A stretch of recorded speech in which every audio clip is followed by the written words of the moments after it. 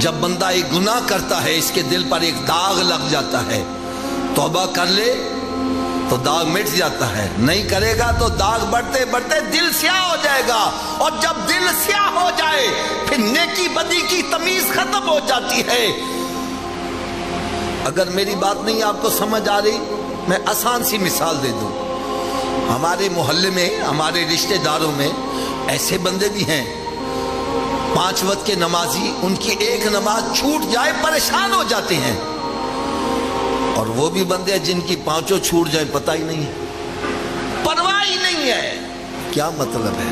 جس کی ایک نماز چھوٹ رہی ہے اس کا دل صاف ہے، سفید چادر کی طرح ہے، چھوٹا سا داغ لگا ہے، بڑا بدنما لگ رہا ہے، اور جس کے نمازیں چھوٹ رہی ہیں اس کا دل ہی سیاہ ہو گیا ہے، سیاہ دل پر مزید داغ لگے پتہ نہیں چلتا۔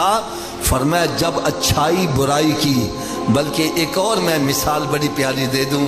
میرے آقا صلی اللہ علیہ وسلم کی بارگاہ بے کسمنہ میں ایک صحابی عرض کرتے ہیں، یا رسول اللہ صلی اللہ علیہ وسلم ہمیں کیسے پتا چلے ہمارے اندر ایمان ہے کہ نہیں ہے؟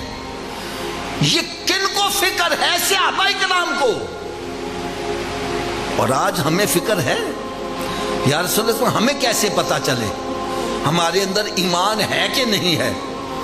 تو میرے آقا صلی اللہ علیہ وسلم نے بڑا جامع اور مختصر جواب دیا، فرمایا میرے صحابہ جب تمہیں نیکی اچھی لگنے لگے اور گناہ برا لگنے لگے سمجھ آنا دولت ایمان موجود ہے، اور جب اچھائی برائی کی تمیز ختم ہو جائے تو پھر اندر کیا ہے؟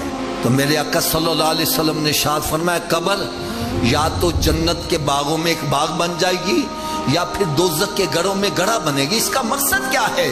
اگر نیک اعمال کر کے جائے گا وہی قبر کہتی آنے والے تیرا آنا مبارک ہو، تیرے آنے سے پہلے میں مٹی کا ڈھیر تھی، تیرے آنے کی وجہ سے میرے اندر جنت کی طرف سے کھڑکی کھلی ہے، تو نے مجھے آ کر سکون دیا، اب تو نگاہ اٹھا، جہاں تک تیری نگاہ جائے گی میں کشادہ ہوتی چلی جاؤں۔ اور اللہ نہ کرے اگر معاملہ اس کے برعکس ہوا، نہ نماز پڑھ رہا ہے، نہ روزے رکھ رہا ہے، نہ حلال حرام کی تمیز ہے، ایسا بندہ جب قبر میں جاتا ہے تو قبر کہتی آنے والے تیرا آنا مبارک نہ ہو، تیرے آنے سے پہلے میں مٹی کا ڈھیر تھی، تیرے آنے کی وجہ سے میرے اندر جہنم کی طرف سے کھڑکی کھلی ہے، تو نے مجھے آ کے ستایا، اب میں تجھے چین سے نہیں رہنے دوں گی۔ فرماتے قبر ایسے کھلتی ہے اور پھر جب آپس میں آ کے ملتی ہے بندے کی پسلیاں ٹوٹ پھوٹ کے ایک دوسرے میں پیوست ہو جاتی ہیں۔